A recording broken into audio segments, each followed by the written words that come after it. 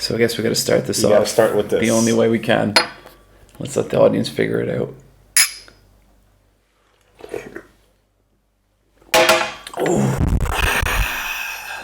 Oh, it's good. That's real good. That's great.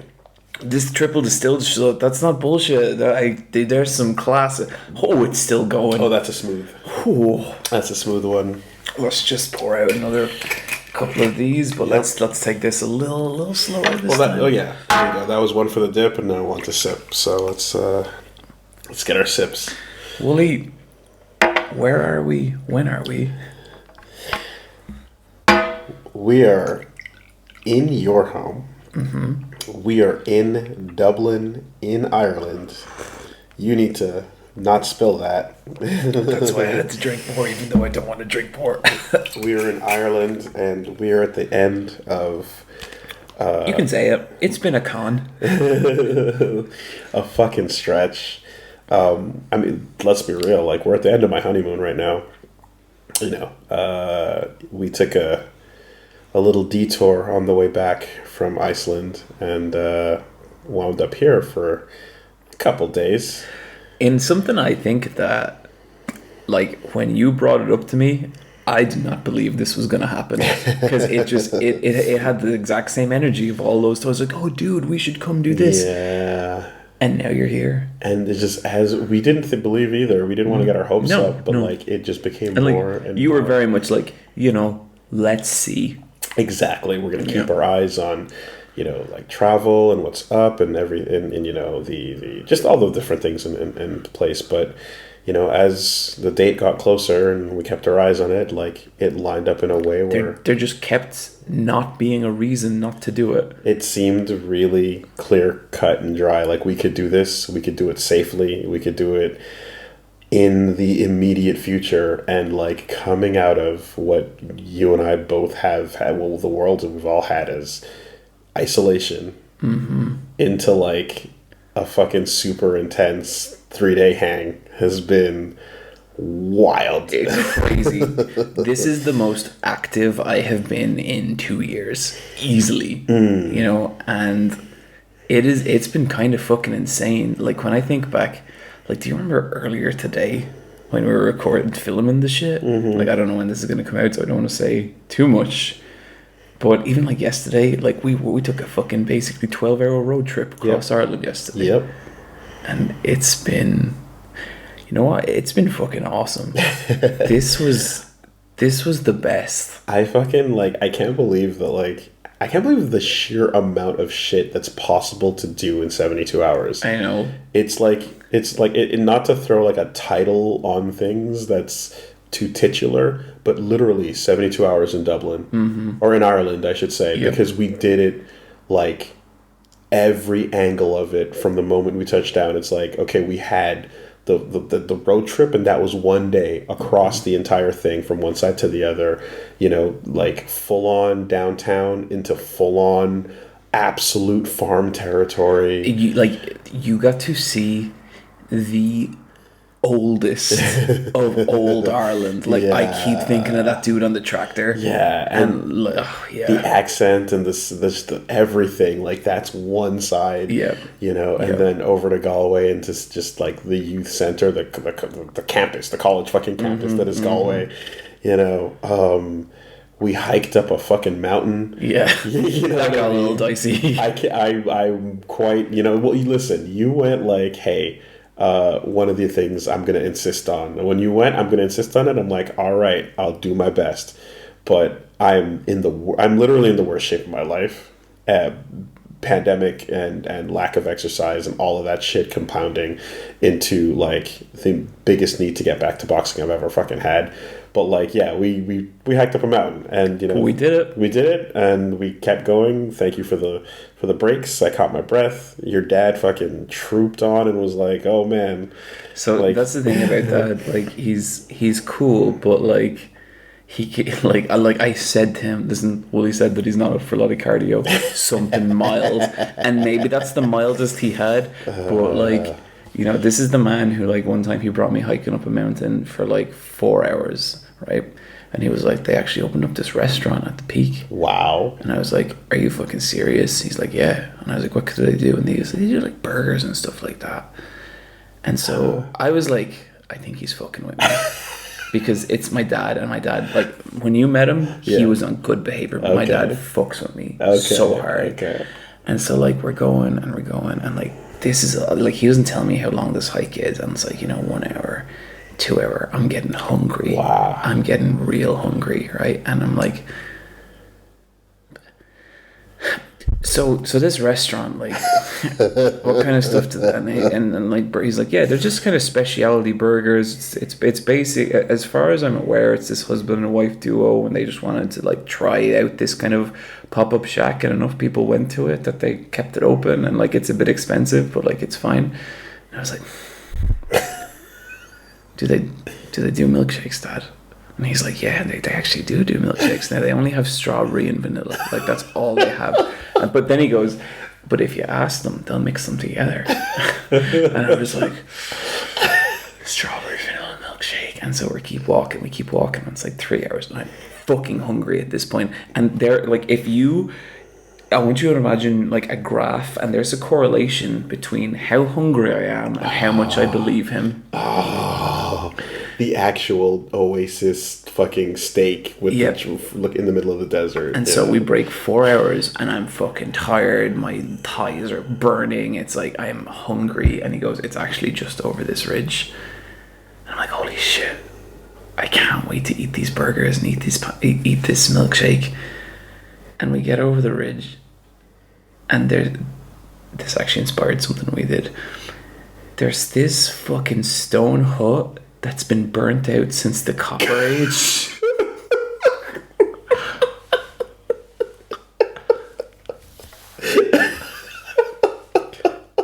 And he turns around to me and he goes, like, with sincere disappointment on his face, he just goes, oh, I guess they closed.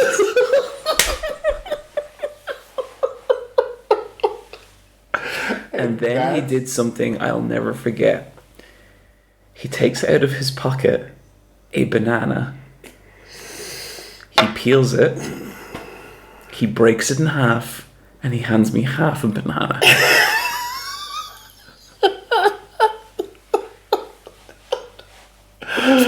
You know what I did, Woolie? I ate it because I was very hungry.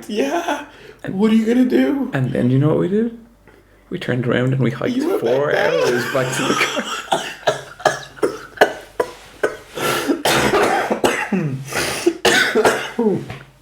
That is the man you met. That's the man. Yeah, okay. That is who he is. All right.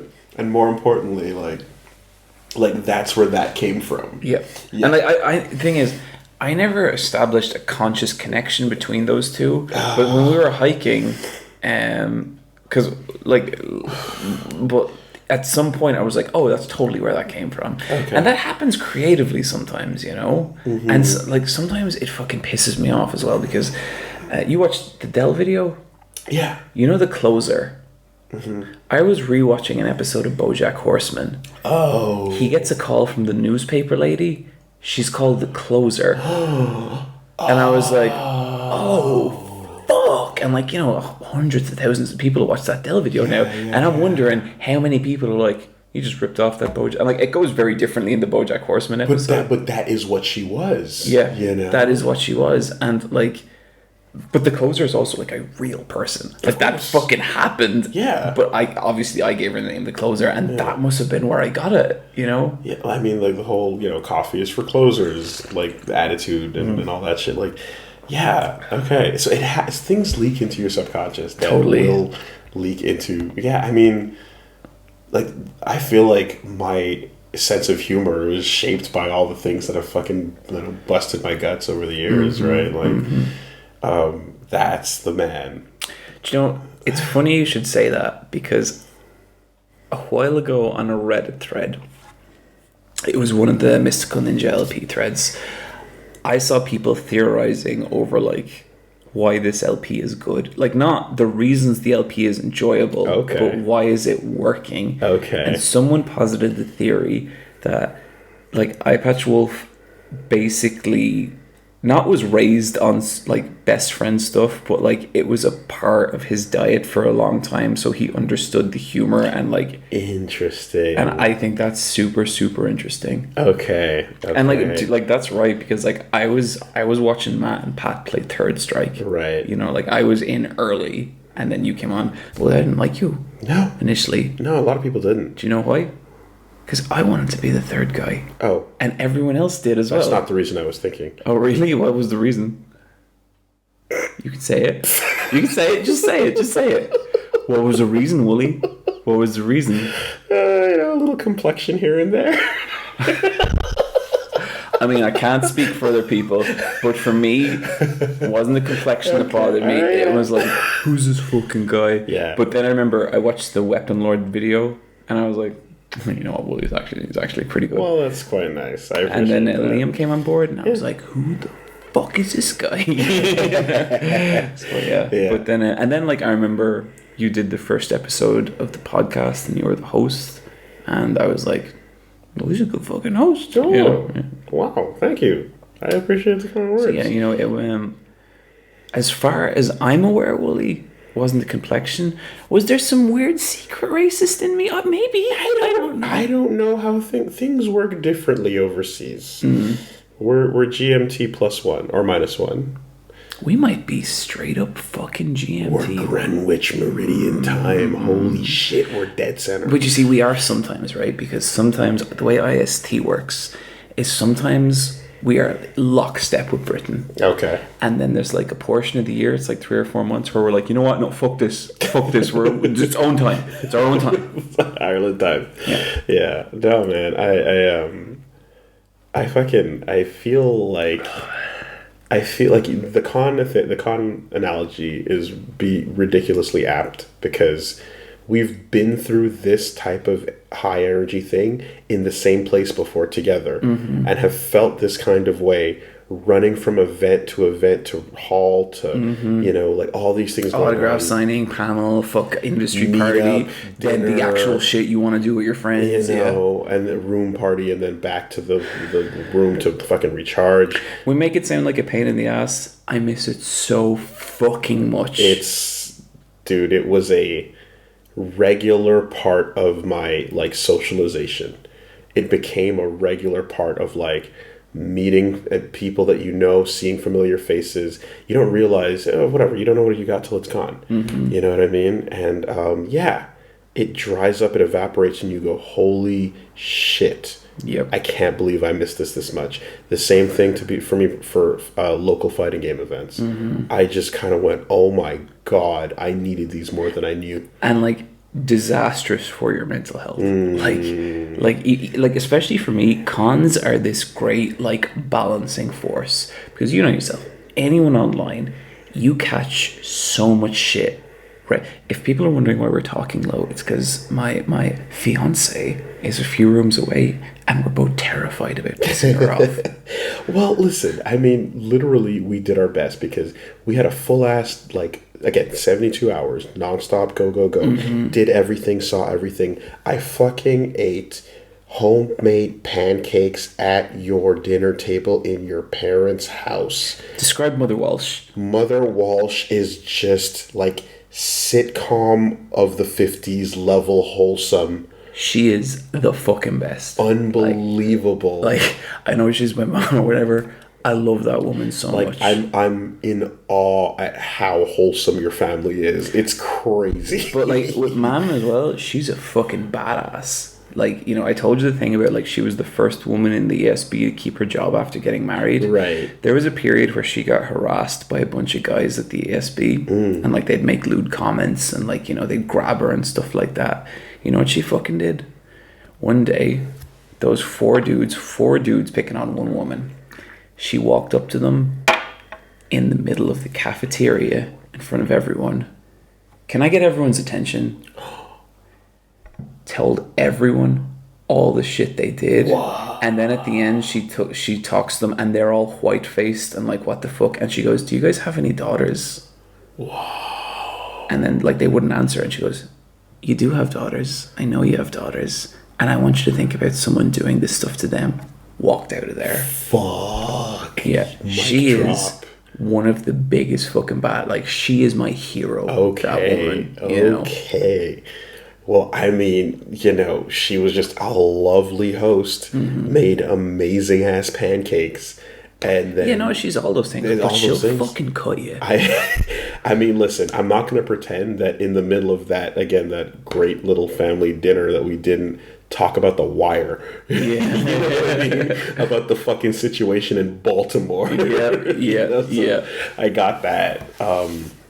But no, it was that, and then like with the fucking insanity of like, yeah, this final day of just everything coming together, we just went like, all right, one of the things we talked about doing from, you know, weeks out from this was like, maybe we just sit down and just hit a button and turn a red light on and because see what happens. The last time we did the Woolie will figure it out, like I super enjoyed that, you know. It was a good ass time. Cool, you know. And you know, we tried to go out and get a pint at a pub. Okay, so completely separate to that. Earlier we were talking about Conor McGregor, specifically that part where Conor McGregor, like, you know, he went up to this pub and he brought his whiskey and he poured everyone a shot, and some old man didn't want a shot, and Conor McGregor like punched him from behind, which is the biggest dick move. And then Conor McGregor actually bought that pub and barred the old man. That's the fucking craziest end to the story that I didn't know about. Yeah, I knew about the punch. I didn't know about the buying and the barring of the guy. So anyway, time goes on. We're kind of hanging out with everyone, and it's like fucking 1:30, as the Americans would say, 1:30 in the morning. 30? Am I supposed to say 1:30? No, you said what did you say? Every time you wanted to say something 30. You said it differently in a way that I wasn't used to, and I didn't bring it up. So if it's 3:30? Yeah. 3:30. Yeah. 3:30. 3:30, 1:15, 1:45. Like, yeah, that's how we do it. 6:30. That's interesting. Yep. Yeah. But so at around 1:30, like me and Woolie, we just get a little bug in our bonnet because Woolie wanted to get a pint and we wanted somewhere to record the podcast. I was told at the last second, because I'm a fucking idiot. I love Guinness, but I had no idea that it was like, no. The Guinness that you're going to get on tap poured here is a specific, special thing that people come here for. I didn't know that. I was like, yo, I like Guinness. And it's like, oh yeah, apparently like people go around and have Guinness in other places. That's that fucking Neve. She's a troublemaker. You know, there's like, yeah, people go test the Guinness in other places and talk about how shit it is. So I'm like, oh my God, I have to get it before we're out tomorrow morning. You'll be able to get some at the airport. At like 9 a.m. Oh, probably. Yeah, all right.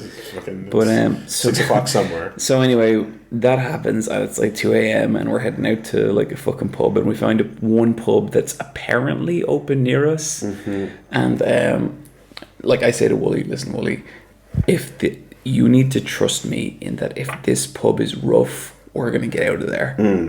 And so I'm looking up reviews of the pub, and the review says like, oh, you know, it was a nice place, but then, you know, I was enjoying a drink, and then some lad came up behind me and just punched me in the back of the head. I was like, oh fuck, this place sounds real rough. We shouldn't be going here at all. But then I see another review, and it's like, you know, I was having a nice pint, but then some drunk came up behind me and punched me in the back of the head. I'm like, what the fuck? And I'm reading the reviews, and there's all these reviews about this story about getting punched in the back of the head. So I searched the pub. It's the fucking Colin McGregor pub. It's the same and one. I was like, what the fuck? And then we got there and it was actually closed. And so now we are in my apartment sipping straight whiskey, and I'm a little drunk. A little bit, but we made it back here to do this because fuck it. We wanted to do it. Because fuck it, you know. But here's the thing though, I mentioned it, you know, before, but I'm like, let's say we were in a situation where we walk in and things are possibly a little rowdy, you know, or whatever the case is. I know that I'm like, listen, I have the advantage or disadvantage, whatever. I look the way I look, and I'm a weird thing walking into a place that's like, what is that? Right? And I'm like, I feel like I would use levels 1, 2, and 3 to just be like, hey, one, I'm from another place. You can hear it in my voice, and I'm here because I love this shit. You guys are cool. I want to learn about it. Let's hang out, whatever. Just play that up. And if things even go beyond that, at the final level, I can be like, my last name's Madden. Somewhere in this, and somewhere along the line. There's a decent chance that would quell people. Like, in a way, I nearly feel like I would be more of a detriment because, like, I understand that people have, like, different opinions about how I look and stuff, but to Irish lads, I look like a prissy anime boy. And like to be honest with you, I have always had a problem when I go out.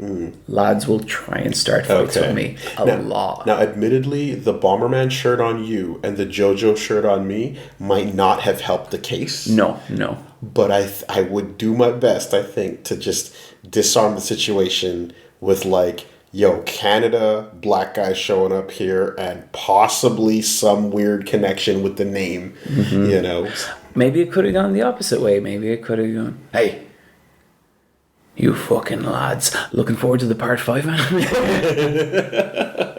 Have you seen the Stone Ocean trailer? I always think that, is it Euro Road Trip?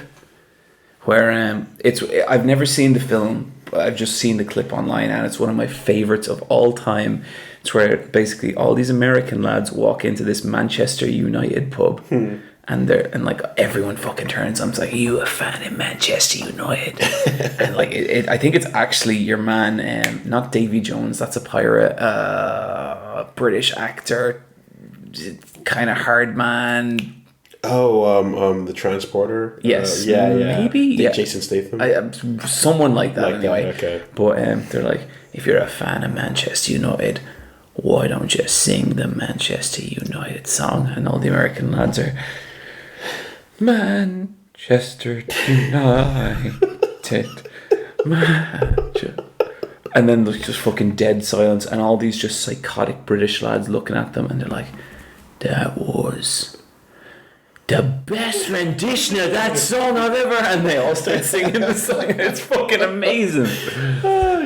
Dude, we'd be getting on with everybody talking about it, the newest trailers, and then an old man in the back of the pub is like, Jojo Leon just finished. Have you boys finished it? Woolie, I'm really enjoying your Disco Elysium playthrough.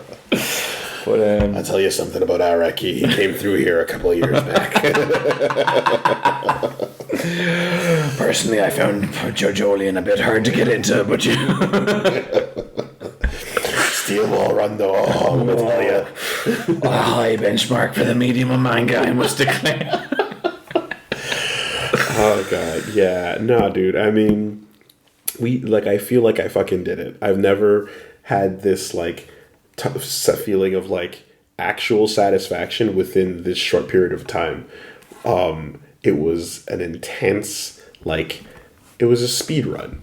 It was Ireland, any percent fucking completion, and we did it in the fastest time possible.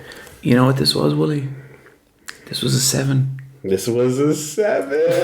Oh. You want to maybe explain that real quick? Oh shit, he just went there. That's fucking here. Let me fucking cheers to that. So we were on the way back from the fucking Never Eat Shredded Wheat from the West Coast, and it was a tired ass day, and it was a late night back in the car, and Punch Wife. That's what she is, only Punch Wife. Okay, can I just... You hear that? Can I just... That sound? That's fucking metal on my finger, bro. Mm-hmm. That, you know, that's a commitment, Woolie. I guess so. Okay, let me just fucking heap some praise on Punch Wife for a second. Like, one of the coolest... And this will sound like damnation, my faint praise. It is not one of the most fucking patient people to have two fucking assholes like us, Woolie. Be like, is it a 6 or is it a 7? And like to put up with all our shit for 12 hours, all our I think the last spot might have been a better shooting. Does it transform the medium? What a bunch of fucking pricks. And she just fucking like she not only did not diminish us in any way, she supported our bullshit while driving 12 like Woolie, can you drive? I cannot fucking drive. I cannot fucking drive, and this actual competent real human being, and on top of that, like, she's super patient. She's also just a fucking blast to hang out with, like, just in general. Like, honestly, like, getting to know Punch Wife was one of the coolest parts of this trip. Church. Like, I could not. Church. And, like, you know, you said, okay, look, long story short, I explained my rating system to Woolie. I don't talk about this on the internet because people get fucking weird about it. You say your rating system, but it's like, this is the reveal of the rating system. This is the reveal of the rating system. I rate things on 1 to 7. Okay? And I was like, that is an interesting random sounding thing. What could that possibly mean? There's a logic to it, right? 1, waste of time. I wish I hadn't consumed this. Fair. 2, deeply, deeply flawed with some interesting ideas or redeeming factors. 3, okay. That passed some time. That was interesting. 4, this was fucking cool. I really enjoyed this. 5, this is one of the best of those that I have experienced. This is top class. I enjoyed every piece of this. And it used to be just 1 to 5, right? Yeah. And here's the thing. But the thing is, I feel like within me, there was a capacity to enjoy things more than a 5. Some things felt like a 5. Like, okay, No More Heroes 3 is, to me, a 5. I fucking love it so much. It's no Yu Yu Hakusho. And so I needed to make a 6. Okay. 6, something that is the absolute best of what this can be. Just the, like, borderline, like, changing your perspective. Like, really, really just, this was fucking this is art at its best. And I understand that. Yeah. But Woolie, there's a level beyond 6. There is the 7. And 7 is, this changed how I view that media. This took the roof and pushed it up. So, I mean, the reason why that discussion, like, shot forward, because I heard you and I followed that point, but the initial definition, the initial way you said that was, you said 7 changed the medium in which it was presented. And I went, ooh. And that was kind of a sticking point. Ooh, interesting, but I have questions, because I have absolutely consumed media that have unquestionably changed the medium. So, like, I think the example you gave that was real good, Gundam 0079. Yes. Like, that completely transformed its genre. No one can say it didn't. I don't enjoy it that much. Like I like it. Okay. It's good. I love me some Gundam 0079. But, like, the question that made me go, like, yeah, I was like, is something a 7 that changes that medium, even if it has flaws that you can clearly point out that, like, you know, would give it another rating if it didn't change the medium, you know? And so this is where we had to, like, work through that definition. We had to work through it, and I had to sleep on it. And then I came back to you the next day, and I was like, okay, a 7 is something that changes your perspective of the medium. Right. And so for me, Hunter x Hunter is a 7. Neon Genesis is a 7. Final Fantasy 7 is a 7. And I took that and went, like, okay, it's something that elevates the ceiling of the medium to you. New things are now possible. Right. Kenny Omega versus Kazuchika. I can always fuck up his first name. Kazuchika Okada. Number 2, Dominion 2017. That is a 7. Wrestling was different for me after that match. You know, like the previous benchmark for me, Bret Hart versus Stone Cold Steve Austin at WrestleMania 15 or 17. I always get them mixed up. That is a 6. Okay. Now, what I loved is when we were then going into like what could fit into this category for each of us, and I mean, I have the predictable ones, right? But like, there was a point where I was like, okay, you say something and you go, is that a 7? Right?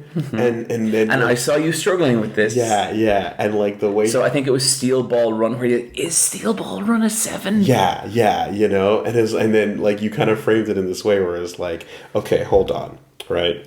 If it's not a 7, then I guess it's a 6, right? But are you okay saying this is a 6 and there are pieces of media out there that are definitively better than this thing in what it does? Yep. And I'm like, okay, no, Steel Ball Run's a 7. You know what I mean? Because like there might be stuff that you like a little better than Steel Ball Run, but is there anything that is a full bracket above that? Yeah. And then that led to the discussion now. I'm thinking about where it's like, okay, but hold on a minute, because JoJo is not necessarily profound in its messaging, but it is still fucking perfect at so many other things. And this spiraled into a whole different conversation about the profoundness of JoJo, because I do think JoJo can be kind of profound. It can be. And like I made some arguments to you about why. But that is like moments of that as opposed to an overall like quote unquote sense of like there's a profound like theme and message across each part. Yeah. So like as opposed to like a Berserk. Where like, sure. And like to me, like the profoundness of Berserk is you can come back from fucking anything, and that's amazing, But anyway, so yeah, that discussion like was really food for thought because I was like, oh, the 7-point scale.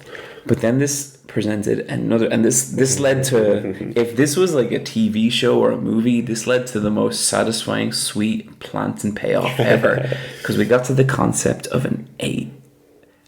What would an 8 be? And like the way I said to you is like, Woolie, I hope I experience an 8.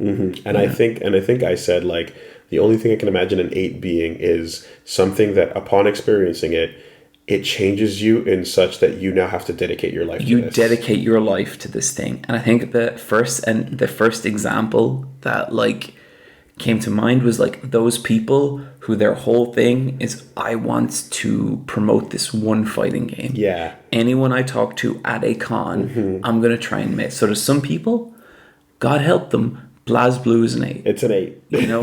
And it's like, fair enough. Okay. I'm here to push this. This is all I came to do. Personally, I've never experienced an 8. I don't think you have either. Well. Okay, well, not in media. But. So we're getting out of the car and we're so appreciative to Punch Mom, to Punch Wife, because like she put up with our stupid fucking bullshit for 12 hours. Like if you're like rolling your eyes at the conversation we just had, imagine that for 12 fucking hours. That's what Punch Mom did. I'm topping off. So we're walking back to the hotel. And I'm like, oh, Steph, like, thanks so much. You're such a fucking legend. And I turn to Woolie and I just go, Steph's a 7. And Woolie just goes, Steph's an 8. Something you want to dedicate your life to. And like, considering you two just got fucking married. Oh, no. That's an 8. And so as it turns out, I got a little 8 in my life too. There you go. Know? It exists. It exists. Yeah, What a fucking scale. That is interesting thinking, man. I'm glad it hit home with you, I think, look, human beings are super addicted to categorization. We love to folder things in our brains, and when you present something like that gives me an opportunity to go back over everything I love and just kind of like, can this sticker apply here? It's like, it's fun. We got to have, again, like a stupid, pretentious ass, but still interesting conversation where I was like, yeah, at this point, I'm a caricature because everyone knows the things I love because I talk about them. But I can be like, yeah, let's talk about why I like Gurren Lagann. Let's talk about why I like Vagabond. Let's talk about these little things, and just going back and reaching into, like other little deeper things, or like I don't bring it up as much, but I'm like, yo, to me, Children of Men, that's a 7. Like, I fucking... That is my favorite movie, you know, so... Every movie after Children of Men was different because you watched Children of Men. In my perspective, that's a 7. It did things that I fucking and just didn't know say, were possible. Like, this is not an objective thing, and it can't be. Like, it's like, this is how you view shit, or how, you know, your personal view on shit. It is subjective, for sure. Walking back from that fucking, like, closed bar, the closed Conor McGregor punch bar. So we got to the bar, and it wasn't actually open. Yeah. And I was worrying a little bit, because I knew the area we were in, and it wasn't so good. And, like, to me, this is something really culturally interesting between me and you, Woolie, where, like, you don't have the fear. I don't, because it's not that it's just specifically Montreal, Canada. Walking out late at night, depending on where you are, it can be a questionable thing. But in a lot of places, it's fine. And that's not something you were used to when you came up. Well, like, I think it might be... I can't remember if we talked on this, like, on this podcast or not. Things are getting a little blurry for me, Woolie. That's okay. But, got your water there. You know, I am someone who, like... A lot of dudes have tried to start fights with me over the years, you know, and like, I don't go out a lot, but like, I don't know what it is about me. But I talked to about a therapist once, and she's like, it's because you have dark features and they're very expressionate, and people pick that out and are really? Like, That's a very precise thing for a therapist to say. My therapist doesn't fuck around. Interesting. Yeah, and I like her for that. She doesn't take any of my bullshit, Woolie. Okay.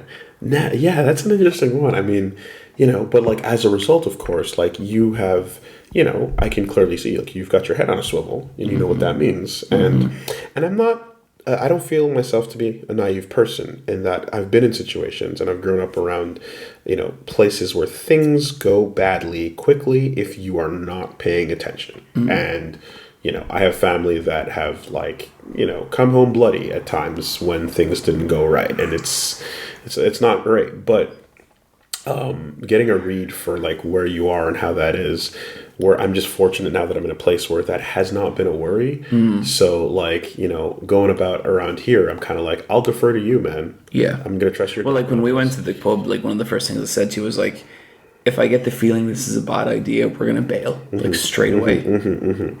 You know, but we walked back and we saw some fucking, like, gangster geese chilling in a little pond with graffiti behind them. Yep. I was like, yeah, all right, we got that. Yeah, I mean, that's Ireland. You know, that's Ireland. But, you know, also, like, at the top of the mountain, when your dad, like, took us up there, like, I was out of breath and awful, but we turned around and looked, and I saw the fucking city, and I was like, yeah. That's what I wanted you to see. Yeah. That's why I was pushing that, you know. And it's unique as fuck, because, like, it is a absolute, like, interesting, this is all clear city, and then the line hits and it's green afterwards. Yep. And there's no fade, there's no transition into suburbs, transition to highway, then to the, you know, the trees. It's like straight into green on the edge, you know. That's unique as fuck to this place. Yeah.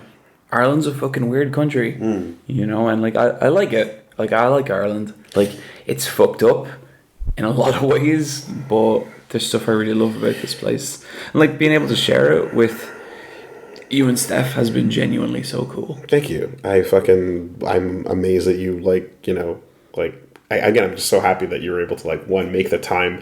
We had this fucking, like, hey, man, this fucking, do you want to go to the prom with me bullshit? You know, where, like, you know, Woolie Skypes me, and Woolie was like, so, you know, if I come over, how much of my... And then I kind of interrupted, and I was like, well, you know, if you come over, like, you know, I know you and Steph are on your honeymoon.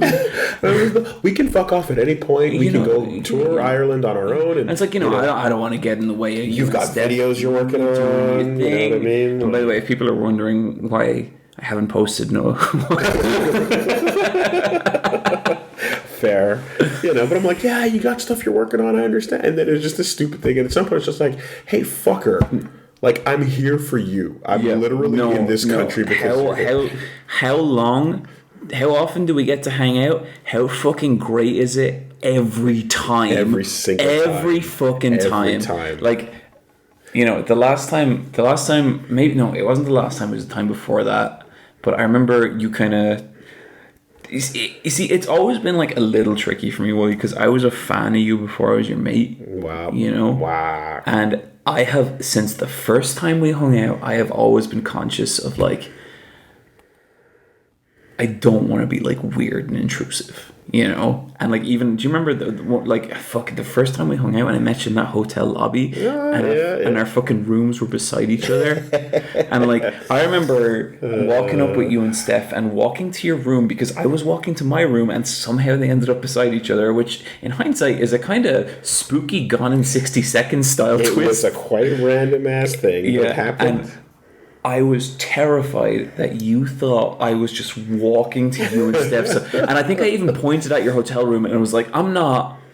And I couldn't think of a single fucking way to end that sentence. And I was like, I'm here, I'm beside you. But and then, like, you know, I remember I met you downstairs. I think maybe even by coincidence the next day, and you were like, "Do you know if there's anywhere good to get food around here?" Not only that, but you downstairs, you were like, "Hey, Woolie, how's it going?" You know, and I was like, "Oh, not too bad." You're like, "I'm Super Eyepatch Wolf, by the way," and I'm like, "Yeah, I know." Like So no, that didn't happen. When I introduced myself to you guys, I was like, "Oh, you actually talked about me on the podcast," and you were like, "What?" And I was like, "Yeah, I'm Super Eyepatch Wolf." And I always remember you went, "You're Super Eyepatch Wolf," and I was like, "Yeah." And okay, that's what it was. Yeah. But so yeah, like, and then I remember you getting lunch the next day, and I'm being like, you know, I can come with you, dude. And I was fucking terrified because you were this giant internet celebrity, you know. Right. Well, look, if I wanted my prick pulled, I'd do it myself. I'm genuinely not trying to like. I'm not trying to yank your chain here. I'm not trying to pull your dick. Like this was genuinely.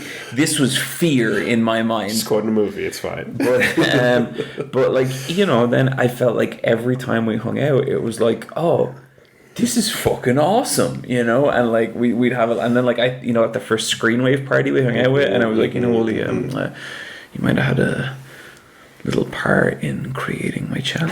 And I always remember you pulled the phone out, you scrolled and scrolled and scrolled, or like, wow, this, like, I was like, you know, you might have had a part in making one of my videos, and you were like, oh, all the way to the bottom, yeah. And then you were like, wait a minute.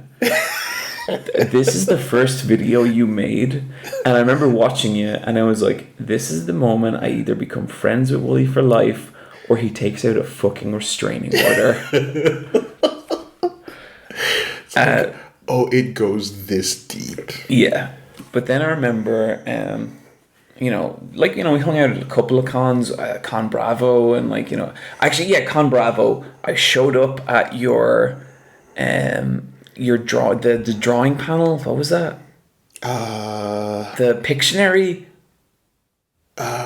Was it Liam drawing? Yeah. Yeah, that was Liam and Stars, like, yeah, drunken drawing thing. Yeah. I forget. So I showed up at that panel, and I don't know if you noticed, when I came to that panel, I was pissed off my fucking face. You were. I was drunk. Me and Brian, I don't know what we had done, but we had hit it hard. Mm-hmm. And I remember at some point you calling me up on stage. Maybe, was that what you were doing, or did I just stumble up on stage? I think I must have called you out in the crowd for something. Yeah. And then, like, I remember you putting the fireball down in front of me, and I remember thinking, oh God, I'm so fucking pissed. But I remember that panel went fucking amazing. It went so well, and then I think then it just I feel like, you know, Magfest after Magfest especially has just been like the most solid fucking hangs, and then just like, all right, I guess I'll see you next year. You know, and then in 2020 in Magfest in January, we're just talking. We're just like, man, all right, listen, fuck it. We're going to make plans. We're going to do this. Well, I remember, like, I think this was before Montreal, but we, you kind of, like, we were saying goodbye at some Magfest, and you gave me a hug, and you said, man, you know, I know we don't get to see each other often, but it's always fucking real when we do. And that hit me so hard. I was like, oh. You know, because, like, oh shit, like I obviously really enjoy being around Woolie, but it's like, fuck, like, it's kind of the same on your end, you know? And then I remember, like, I came to see you from Montreal, and we sat down and we started doing the Mystical Ninja LP, and it was just fucking chemistry. It just worked. It just fucking hit. There was no warm-up period. Effortless. And it absolutely effortless. You know, and then like we did the Gone in 60 Seconds, and that just felt the same. It was just, oh shit, this is fucking spicy. Like this is good. So you used the word, you know, and I'm going to bring it up for the third time tonight, but creatively satisfying. Yeah. Like it felt like we were both feeding off each other's shit, and it was letting us do stuff that we couldn't do otherwise. Yeah, the fucking panel at MagFest. Okay, that's what I wanted to get to. Like, so we put it, and then we put it Gone in 60 Seconds, and people fucking loved it. Like I got and the Mystical Ninja LP, I got more fan art out of that LP than I've maybe ever gotten from anything. Damn. Okay. And it was fucking great. But then came the 2019 MagFest panel. Yeah. And it was the WoolieVersus Super Eyepatch Wolf panel. And like I don't want to yank my own dick here. I felt like we tore that place fucking down. I think like we had a couple of moments of like, okay, so notes going into this, what's the approach? And we just went, wrestling. What other approach is there? Yeah, and I was like, I'm gonna be a heel. I'll be the face. Yep. And that was it, you know? And like I always remember the way we set it up was that there would only be one mic on stage. And we'd hide another mic under the stage. And I would grab the mic and be like, oh, see you later, Woolie. And then you would go down off stage and be real sad. And then you'd go under the stage, pull out the other mic. Yeah. And the crowd lost their fucking minds. Yeah, the pop was beautiful. Yeah. And you know, I wish I had leaned more into some of that shit. Like if we were going to do that now, and I hope we do another panel, but I want to be like, I'm the greatest video essayist in the world. He's just a Let's Player. Why are you cheering for him? You know, I want to MJF it up. The absolute, yeah. I mean, dude, like, I have to, like, that event, too, like, the whole thing went so great, and then you hit the Q&A, and you're like, all right, let's see where this goes. You know, it's going to be fine. And I have to say, like, as fucking ridiculous as it was, God bless that Christmas tree. That fucking... like, you want to talk about highlights of my YouTube career? That fucking dude. And, like, man, if you're listening to this, I love you, dude. Dude, it was just because we had a great high on that fucking whole thing. And, like, the guy who comes up, like, the last question, right? He's wearing a Christmas tree cosplay outfit. And he grabs the mic and he goes, like... Hey, I have a question. Woolie is wearing his beautiful, like, Sakura hoodie. It's the Sakura hoodie, and then I have my elk, like, fall pants, you know? Like, autumn pants. And, yeah, MagFest takes place at the start of the year, you know? So the dude comes up and he goes, like, yeah, I have this next question for Woolie. Looking at your outfit, wouldn't you say that... You know, the fall wear is a little out of season. And, like, he gets you know. And I just kind of sit back and I'm like, I wonder where Woolie's going to go with this. And, like, again, this dude's wearing a Christmas tree. Just like... And just you take a second, you wait for the ooze to die down, and just like, okay. Says the fucking Christmas tree in January. Like Guilty Gear destroyed. Instant kill. And it was just like the explosion in the room was fucking so sick, and then it was like there was a moment where he picked it back up to say something, and I kind of just had to gesture at him to be like, dude. The moment happened. It's done. Dude, people from inside a coffin can't say anything. It's done. It's done. Just let it ride. And like, even when I was dubbing that bit for the video I did of it, I didn't even translate what he said. I just wrote Christmas tree logic. And then that was that. I don't know. Fucking amazing, man. That was such a glorious panel. I'm like, I fucking hope. So yeah, the feeling was just ridiculously like, okay, no, this is effortless every time we do something. That was also the MagFest we did, Gone in 60 Seconds Season 2. Yeah. And I personally, I felt like Gone in 60 Seconds Season 2 was such a dramatic step up from Season 1. Every episode was fucking hilarious, dude. And then, like, you extend that to now. Oh. Excuse me. Sorry for the Moriocho radio. You all good? Yep, that was just a little text message. So then you extend that to Gone in 60 Seconds Season 3, which we have just completed shooting today. Fuck it, we did it. And that might be the hardest I've ever laughed. I hyena laughed for like a solid couple minutes, and then again when we got up, and then again when we watched it. Yeah, no, I don't, like, whatever. I mean, whenever this comes out, I don't know, but like, I couldn't be more fucking happy with what we just did over the last 72 hours. And look, this is the kind of thing where I can't be like, everyone's gonna love it. In truth, I don't give a shit what people think of it. We had the fucking time of our life. I mean, like, the thing is too is that, like, if it's not fucking obvious, I don't live in Ireland, and he doesn't live in Montreal, so it is what it is. And like, when I see people like being, you guys should have considered more that you live on separate continents and aren't going to be able to record. Motherfucker, we do this. We do, like, I couldn't give a shit if this shit gets uploaded. Like, I just care about fucking making it and having the best fucking time. Like, and there was moments today where we would, like, I swear to God, if you see a split second after we cut the video, we are both melting down, you know? And maybe me and Woolie are the only people in the world who will find this funny. I could give two fucks. It was like, I haven't had that hard of a fucking laugh in a while, man. Yeah. So yeah, that's just incredible.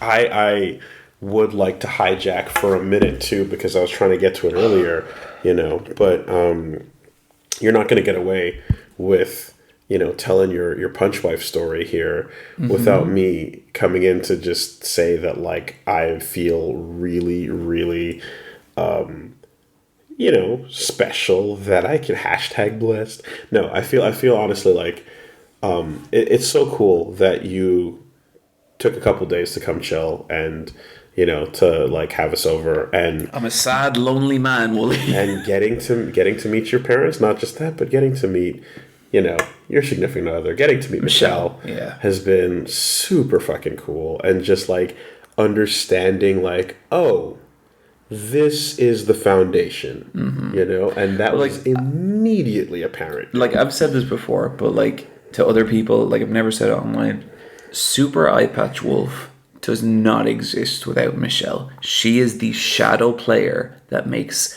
like, not just like Super Eyepatch Wolf the channel possible, but like me as a human being possible. I get it, and I get it, and I know that, like, not, you know, it's not often that, like, people come around these parts and get a chance to fucking, you know. So, I keep Michelle under lock and key. Like, she's. Okay, that sounds bad. That sounds fucking bad. Michelle is not an online person, and she doesn't want to be, and I respect that. You know. So all the reason why I'm just like, like, you know, we hung out, we had a fucking blast, and I'm like, yep, that's absolutely solid. It just makes sense, you know, and as well as, like, you know, I mean, you got to meet the rest of the crew. You know, we had a fucking wholesome ass evening. It was a good time. Willie met a good, I would say, 80% of my entire life. But like, okay, no, like, there was a point where, like, and like I joked about it earlier, but, you know, we had all the guys over. And, you know, if people who are listening to this are familiar with what I do, it was kind of the Let's Fight a Boss crew and their significant others. The Alfabs. And there was a moment where I just had, wow, in this room right now is like 70% of the people I give a shit about. That was a fucking crazy one. Yeah. That was like, holy shit. Like, look, I'm a little drunk right now. Yeah, you got the photo. You got the photo. But, like, you know, if any of those people are listening, like, yeah, those are like the most important people in my life, and I love each one of them so differently, but so much. And in their own way, like each one of them led to me doing what I do. What you do. You know? No, I mean, dude, like that is like as well. Like I unintentionally, I don't know if you intended this or not, but like we landed here, we had 3 days, and you brought me literally into your home, and then I met Michelle, and then you brought me into your home, and then I met your parents, and then you brought me back into your home, and I met the rest of your surrounding like friends and people that you work with. You met the Royal Guard. The whole thing, you know, and I was like, I have a picture of your life at this point that didn't exist prior to landing here, but it was in my head because you had told me about all of them and you told stories about all of them, you know, and like with each one of them is just like, okay, putting a face to the name, but like the whole thing, I'm like, I get literally an accurate ass 4K picture of like who you are based on what's around you, who you're with, and where you came from at this point. It's nuts. I don't know if you intended that. I did not. But as per that's what I usual, got. with anything else good I do, I kind of just fucked it up and got it right. And you know, and I mean, at some point where you're just like, yeah, by the way, like some of the people here haven't had pancakes with my folks, you know, I was like, oh shit, whoa, you know, so. I should fix that. Like I should take my friends for pancakes with my folks. You probably fucking should. You know, because like each of them is, you know that saying, like you are the 5 people you're closest with.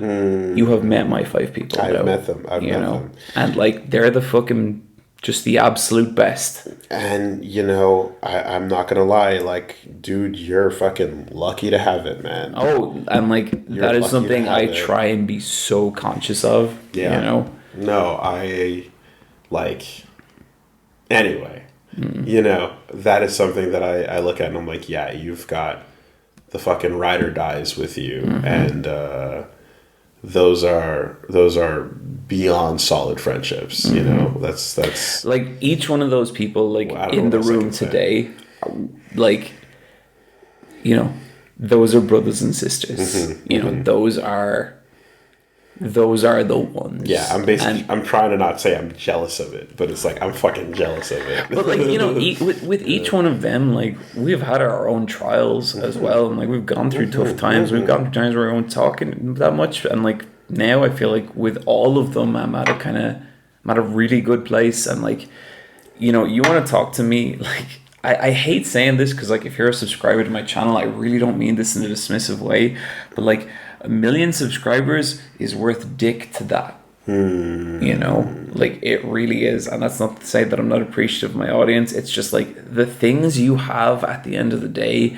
are the people around you, and that's it. And I feel like not enough people know that. Like what I always say is 100,000 views is nothing compared to an in-person connection. And like that's one of the reasons I fucking love cons and miss them so much, because like when I make a connection with a fan at a con, when I do a meetup and I meet someone and they're fucking cool and we just get on and we just laugh and hit it off and everything. Like you've seen me at meetups. Like I am animated at meetups. I fucking love to meet fans. You're and when that connection's real present and it feels good, 100,000 views is worth fucking dick to that. The people around you, man. That's it, you know? And like, yeah, like I keep saying it, but like I am not who I am without those people. Super Eyepatch Wolf is not what it is without those people. They were there before. That's the thing. All those people were there before.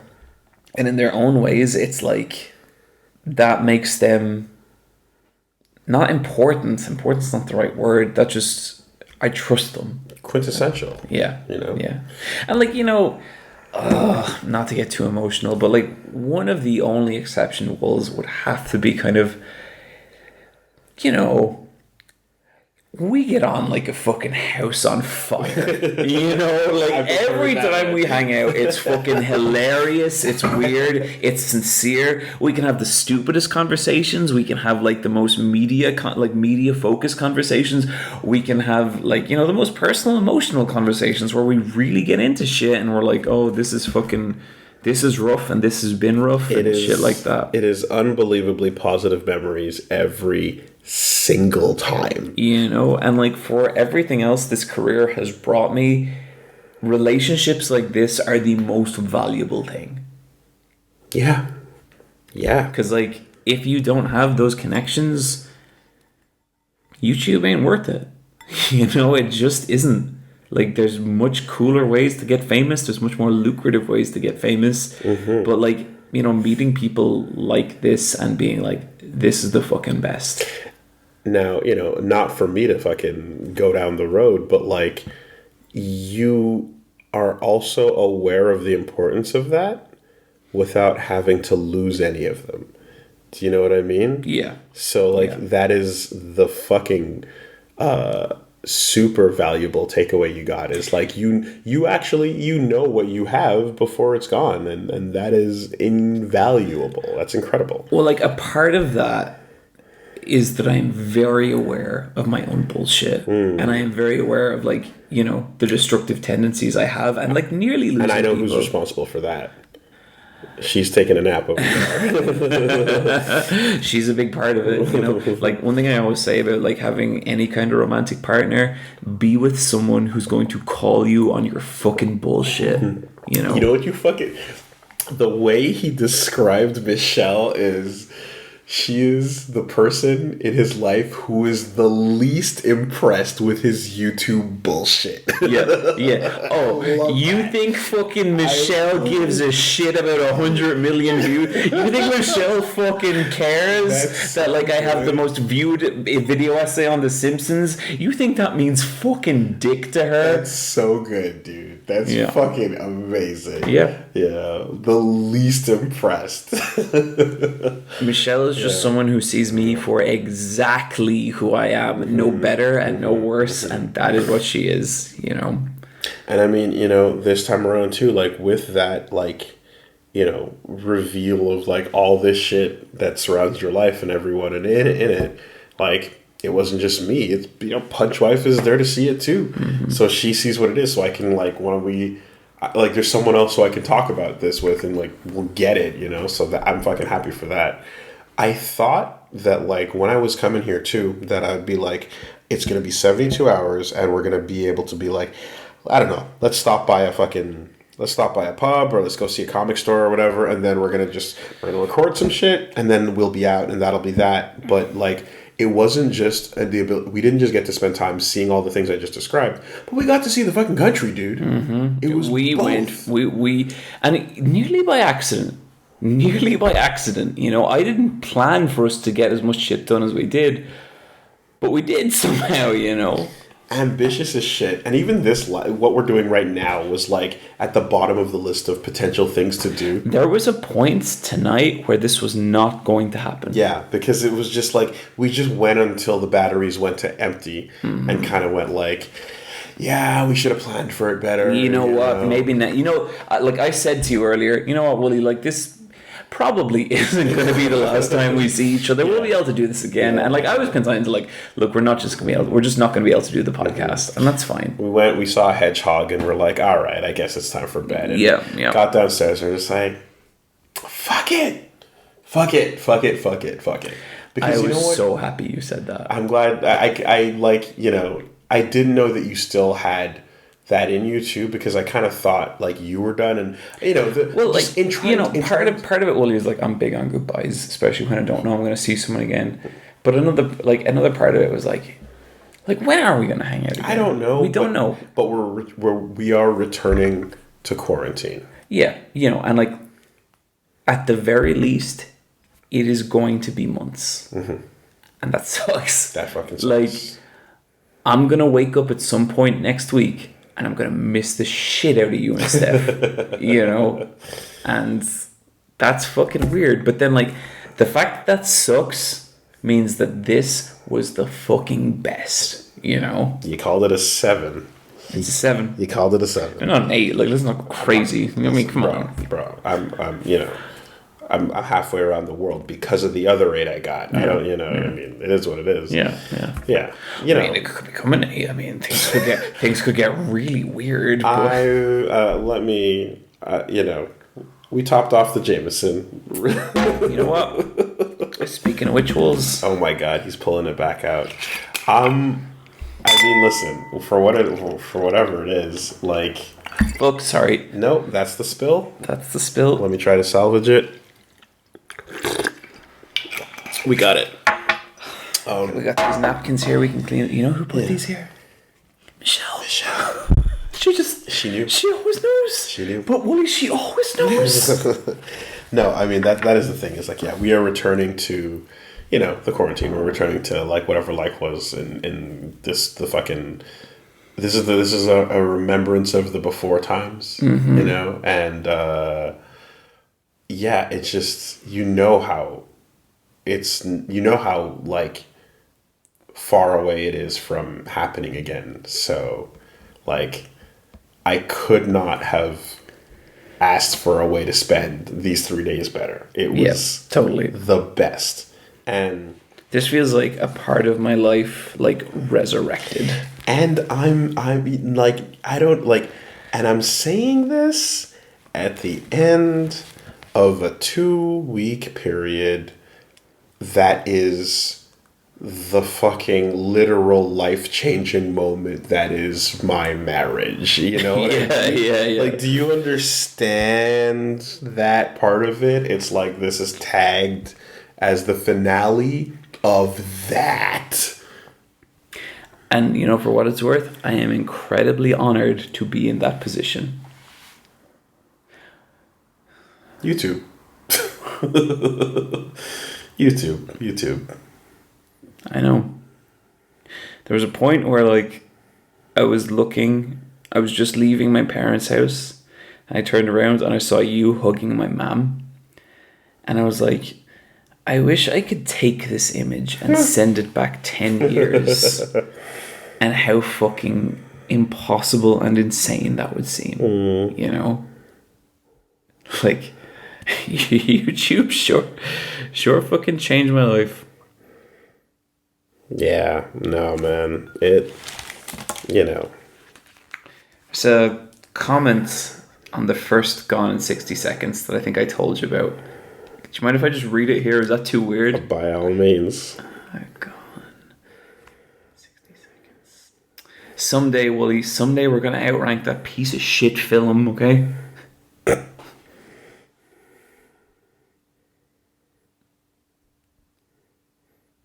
Yeah, no, it. Episode. Okay, there we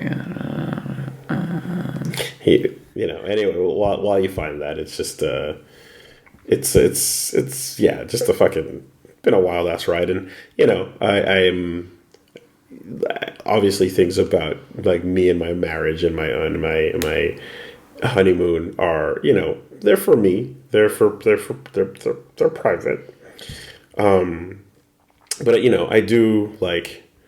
Yeah, I do kind of definitely feel like, the wedding I wanted to have would have involved a lot more people that I love that being there. And we kind of had to just, change things around for COVID, and we got what we got. Looking at the same thing. Yep. So I'll just, I'll take where I got because, there's a lot of people I love that, know that like, I would have done it a different way if it was, if we were able to do it.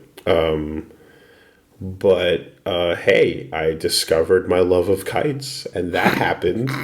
And everyone who's listening to this will probably hear more about that in the future. Willie, I've given you a lot of shit about the kites thing.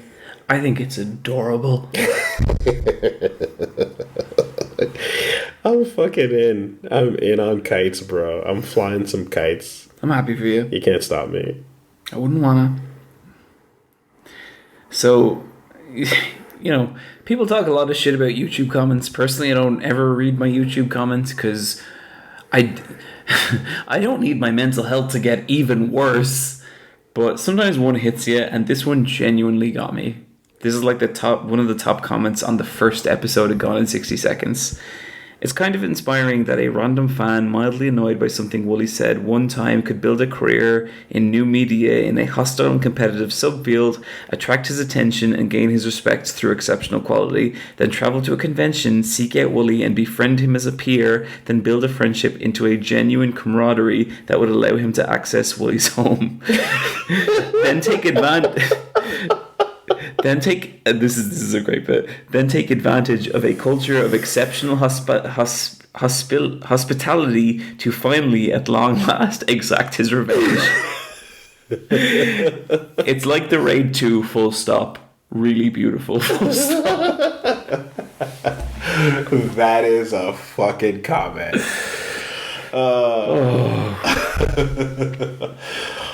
Damn, that's good shit.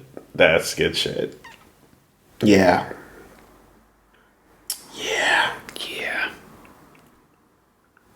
I'm going to figure out a way to put this podcast out more often because you should. It's genuinely great. People enjoy it, and I've gotten, more than a couple comments, and I've gotten also people who are like close friends that have been like, "Hey, dude, like I like that thing," and I was like, "Oh shit, damn." I gotta rethink some stuff when I get back and figure that part out. Yeah, and like, not every episode needs to be like fucking world change revolution. Sometimes it can just be you and a buddy just sitting down and doing it. Evidently so. Kind of like... Yeah, no. But like, I mean, I like this podcast enough that I still check it like every, I'd say like 2 weeks. just in case something flies and drops down on the RSS. I'm honored to be the most featured guest. That's pretty wild. Yeah. No, it's Woolie, I counted. I'm a fucking vain little shit. Josh and Plague were on for a couple. But Plague was on for... Plague, you motherfucker. I love Plague. Plague great. Yeah, Eli, God bless, man. There's only one of him. I remember Plague once. I know you're gonna hear this, Plague. Plague, one time I was watching a video tutorial and you were talking about how you're not like the best technical illustrator. You motherfucker, do you want me to send you my fucking sketchbook? And do you want to see what a real lack of talent looks like?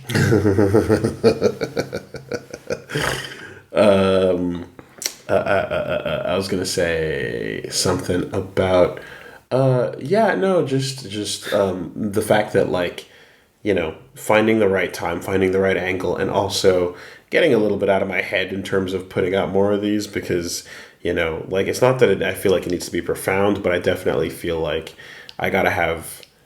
I feel like I need something to say sometimes before I want to make one or do one, and it would be smart of me to just kind of let. Well, how much did we have to say before we recorded this? And I feel like this is going pretty fucking well. Yeah. Yeah. No. We've been saying it with our chests, as the expression goes. So. Damn, when did you refill this? Do you want to know the fucked up part? I don't remember. I don't know. When did this get full? That's crazy. All right, I'm going to work on this one, and then I'm off because I also just caught a little text, and she's off to bed, so she's giving me notes about what to do so that we can make it to the airport in time. Yeah, we should probably stop this soon. We don't got to finish this, as in this shot, because I think we're like 4 or 5 in. It's a couple in, but Yeah. I'm in fucking Ireland. Yep. And what were those swans doing at night? And there's a bunch of people here that were once known as the Madden Clan. Mm-hmm. And they're over that way, and there's some fucking history that connects me to this place, if not by blood, then at the very least by name. Here's the fucked up thing. It's not impossible, Woolie. Our ancestors could have been friends. It's not likely. Extraordinarily unlikely. It's not likely. It's not impossible. Not impossible. And yeah. I mean, I legitimately, did look up a bunch of like what I could about my lineage, my name, my roots, my ancestry before coming here to figure out if like that's really a thing. Because, I mean, yeah, we recorded, but like I'll just, I'm like, I'm like, there are Madden castles here. There is a coat of arms. There is, I mean, if you go to Scotland, there's a tartan, like there's all this stuff and like, I don't know. It's just like, I'm coming to see you, but if I'm here and there's an opportunity to find out anything about where the fuck that name came from, even if it was people shipped from here through Barbados to Jamaica and a slave plantation was where someone had to adopt the name of the master they had, or if the person literally came from Ireland, because both happened. Mm-hmm. There were people who were freed slaves who took the name of the place of the plantation they were on, and there were people who were literally descended from people who were shipped off here, and I don't know which one it is, and neither does anyone who looks like me, because that's what the boat does. But like the idea that that's even a possibility is fucking interesting. Yeah, it's crazy. It's super interesting, and as someone who knows that most of my family and most of the other people I know who come from the places that I come from, going the other way, like on my mom's side, it all stops at the boat. Everything stops at the boat, so that's kind of rad to just be like, oh, that's a Madden castle, and that whoever had that name, like sent it this way and that way, and whatever it was resulted in me having it. I don't know, whatever. I just kind of thought that was a big deal. Like, it's all a big deal, and like I imagine. And I'm not pretending to be like, oh, I'm gonna walk in there and be like, I am the blood of. I'm not. No. Well, I think we should have done that. It's hey, listen. I'll tell you what. Like, going from like the translation being of dog to like the more accurate translation being son of the fucking hound, mm-hmm. I'll take that. Mm-hmm. We'll see. So anyway, it's fun.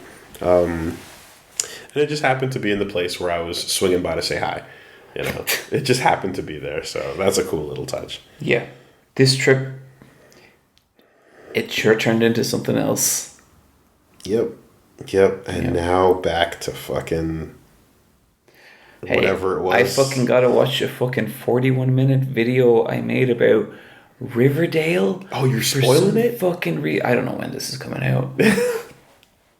All right, fair. Although I don't give a shit if this comes out before that, I don't care. Fair. Sorry to everyone who thought I was making an End of Evangelion video. You misread that tweet. 3+1's coming at some point, but you gotta. I see. The thing about Ava is I give a shit so much about Ava. I feel like if I ever have to make a video about Ava, kind of has to be the last video I ever do. Oh, I see. Okay. Yeah. But I might absolutely double back on that. Never say never. Never say never. All right, let's kill these off. Let's at the very least kill these off, because I feel like it would be a disgrace to hit the stop button before these were killed. Let's kill these off. Let's end on a final thought. Let's go to. Okay. This is gonna be rough. Oh, I meant like with dignity. And you want to sip? Yeah. Okay. No. We don't need annihilation. But I am real when I say that anti-hangover drink is real. I might need some of that. I think I have one. I'll look. Okay. I think I have one because it fucking works. Okay, because like I'm going to be fucked up tomorrow. Yeah. I want to play Deathloop, Woolie. Yeah. I'll give you, if I have the one, you can absolutely have it. Okay. It cuts it down by 80%. Okay, because I think 80% of this is still going to be pretty rough. Okay. Yeah, I got it out of my system with that. I feel like we got a fair bit out of our system. This was one of those podcasts that was mildly therapeutic. Mildly therapeutic. And, I don't know, man. Like, if the world continues to be in the state that it's in, then we'll just have to figure it out. MagFest things and other things and stuff. Can I be real with you, Woolie? Yeah. Fucking broke my heart when you said you're gonna skip out on MagFest this year. Is there any nudge room, Woolie? There's nudge room. There's nudge room. I said that when things were looking a lot less safe than they might be. But especially with this trip too, there's a lot that I've kind of... You've already danced with the devil, Woolie. Yeah, but I didn't dance with the devil because we have our fucking shots and we got tested like 5 times. Yeah, of course. And we're having a million precautions so why in place. not just do that again? So it's Woolie, not... I have a room already booked. We could fucking stay in a room together. Who knows, I'm not going to say there's no wiggle room because there is wiggle room. Okay. I'm gonna try and push you on this. Not now, but at some point in the future. Okay. Yeah. WoolieVersus Super Eyepatch Wolf Round 2 Main Hall Friday 11 p.m. Wear your mask. Wear your fucking mask. Get your vaccines. Wear your mask. Yeah, and at the bare minimum, I mean, a punch conversation will occur. Okay. So. And I respect it if it's not going to happen. But just if I can nudge, I'm going to nudge. Okay. And yeah, and whatever. All this to say that what I was going to get at is that all the other hangs are probably going to continue occurring wherever elsewhere, but this is the one that I got on your home turf. Mm-hmm. This is the one that I got here. You saw everything. And Woolie, it sucks, and I nearly hate to say it, but fuck, dude, imagine what we could do if we live closer. Don't do that. Don't do that because I'm sorry. just that's the brutal one because I'm just listen, man, you got your fucking channel, you're doing your thing. I got my shit. We both got our shit. We got our shit. We do our thing, but the ridiculous level of content, if you want to bring that into the here's the fucked up thing, right? It just spits right out. It's no question. Here's the crazy thing, we're at level 2 of this skill tree. If we got to hang out more, if we had easier access to each other, where the fuck would this go? Yeah, who the fuck knows? Who the fuck knows? And I'm okay with that. It doesn't, it's we both have our shit. Maybe the fact that we only get to do it so sporadically is part of what makes it special. Maybe you're a piece of shit. I can take the maybe out of that sentence if you want. I pride myself on knowing what fucking sucks about me, and if you want to talk about a manipulative, petty, vain piece of shit, I got all that in fucking spades. Damn. You gotta know your bullshit, You gotta know your bullshit. You gotta know your bullshit. I mean, yeah. God, I feel if you're, you know your bullshit, my bullshit, I have a lot of bullshit, and I've talked about it in the past, but my bullshit, the internet kind of almost exposes, me to new versions of it as the years go on, where I'm just kind of I feel I have good intentions in doing things, and then my method of delivery will just be sometimes abysmal, or I just be I feel you just described every content creator on the internet. I feel sometimes where it's almost listen, it's I need time to stop and think about this before I say it, but I don't have time stop. So I'm just going to start talking and hope that I get to the end of the sentence in a way that kind of convinces you, or at the very least conveys what I'm trying to say. And most of that is going to fall short, and then in the end you're going to misinterpret what I say, and that's not your fault, that's my fault for not having a better grasp of the language, but either I'm being wittier or faster. Woolie, I nearly have to disagree a little bit. I feel at some point you have to put your truth out there in its imperfect state, and people have to accept that because you're only a fucking human, and people can criticize and people can get mad, but a very, very amazing friend of mine said something that fucking kind of really changed my life recently, and it changed my life because I know she believes it. She said, there is power in not giving a fuck what people think. And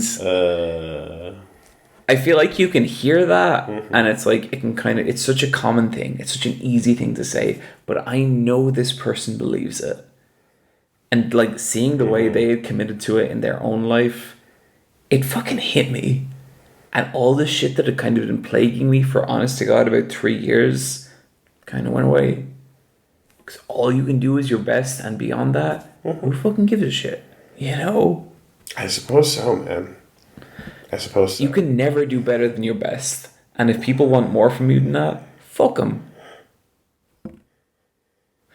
God, I hope this sounds profound and not like the ramblings of a crazy drunk Irishman. Oh, this has been a fucking sloppy mess. Oh, yeah. I looked at the thing about halfway through and I was like, oh no, I know. Oh no!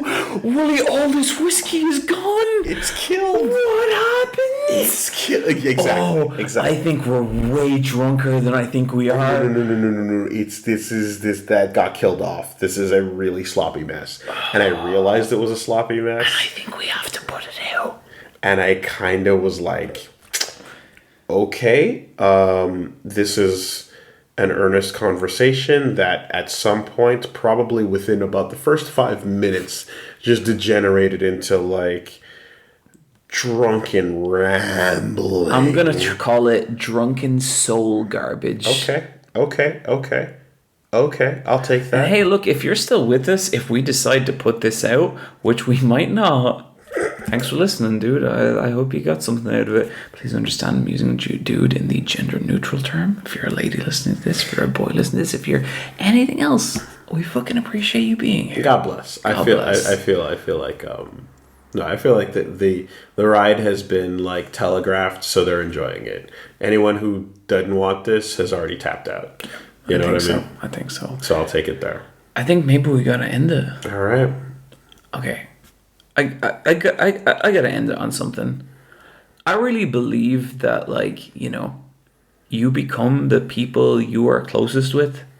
You know, like, you talked a lot about, you know, the people in my life, Michelle, the crew, my parents, and all that. I'm really super happy to have you as one of those people, Woolie. I legitimately appreciate that. You want to knock this back? Will I figure it out at the bottom of this shot glass? Is this where I figure it out? Not a fucking chance, Woolie.